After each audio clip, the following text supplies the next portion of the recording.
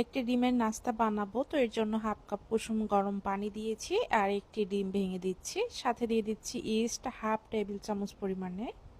আমি এখানে আলিফ কোম্পানির ইস্টটাই নিয়েছি, আপনারা যে কোনো কোম্পানিরটা ব্যবহার করতে পারবেন।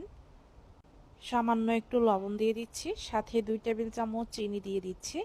ভালো করে মিশিয়ে নিব।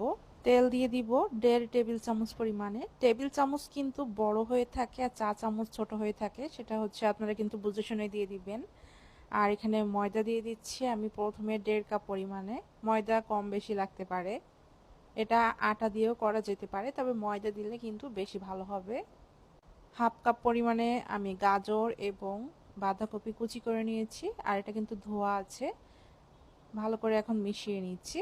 যে কোনো সবজিও এখানে অ্যাড করা যেতে পারে, আবার চাইলে স্কিপ করা যেতে পারে। সামান্য একটু তেল দিয়ে ভালো করে মেখে এখন রেস্টে রেখে দিব।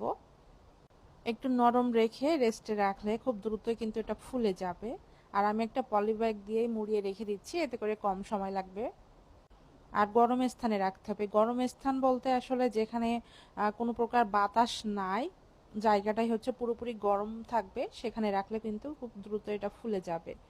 তো এরপরে এই যে ভিতরে বাতাসটা বের করে আমি ময়দা দিয়ে ভালো করে একটু মেখে নিয়েছি, কারণ এটা বেশ নরম ছিল। এরপরে চপিং বোর্ডে সামান্য ময়দা দিয়ে এখন আমি বেলে নিয়েছি, আর হাফ ইঞ্চি পুরো রেখে বেলে নিয়েছি। এরপর একটা কুকি কাটার দিয়ে কেটে নিচ্ছি। চাইলে কিন্তু ছুরি বা যে কোনো কিছু দিয়ে হচ্ছে ডিজাইন করে নিতে পারবেন, ডিজাইন ছাড়াও এটা বানানো যাবে। সবগুলা কাটা হয়ে গেলে আমি ফ্রাই প্যানে তেল দিয়ে দিচ্ছি। আর খুব বেশি তেল দেওয়ার দরকার নেই, অল্প তেলে এটা ভাজা হয়ে যাবে। আর চুলার আঁচটা অবশ্যই প্রথম থেকে লাস্ট পর্যন্ত কম আঁচে রাখবেন।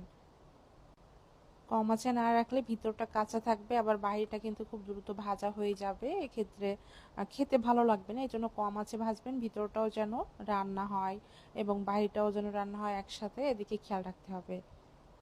উল্টে পাল্টে এমন কালার চলে আসলে আমি নামিয়ে নিব। আর গরম গরম এর উপরে একটু বাটার ব্রাশ করে দিবেন, এতে করে কিন্তু উপরটা ড্রাই হয়ে যাবে না, আর অনেক বেশি নরম থাকবে। পাতিলে থাকা অবস্থায় আমি এই যে দেখতেই পাচ্ছেন বাটার ব্রাশ করে দিচ্ছি, এতে করে কিন্তু বাচ্চারা খেতে খুবই পছন্দ করবে। অনেক সময় দেখা যায় বাচ্চারা সবজি খেতে চায় না, তো এইভাবে করে কিন্তু নাস্তায় সবজি অ্যাড করে তারপরে বানিয়ে দিবেন, দেখবেন তারা খুবই পছন্দ করবে। চাইলে এই নাস্তাতে চিনির পরিবর্তে আপনারা ঝালও ব্যবহার করতে পারবেন, আসলে আপনারা আপনাদের পছন্দ মতো বানিয়ে নেবেন। আর এটার ভিতরটা কেমন হয়েছে দেখলেই বুঝতে পারছেন, আমি কিন্তু কেটেও শেয়ার করেছি, আশা করছি ভালো লেগেছে।